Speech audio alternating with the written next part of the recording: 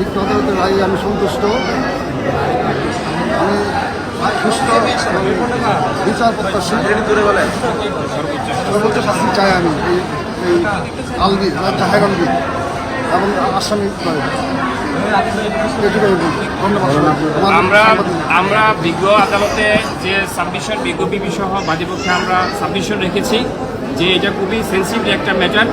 এইভাবে যদি সে নাট্য অভিনেতা হওয়ার পরে সমাজের প্রতি তার কিছু দায় আছে, রাষ্ট্রের প্রতি কিছু দায় আছে, সে যদি তার ওয়াইফের সাথে এই ধরনের আচরণ করে, এটা যদি বাংলাদেশে আজকে এই যে আসামি সুনির্দিষ্ট অভিযোগ থাকার পরে যদি জামিন পেয়ে যেত, তাহলে আমাদের সমাজে এবং রাষ্ট্রে একটা নেগেটিভ প্রভাব পড়ত।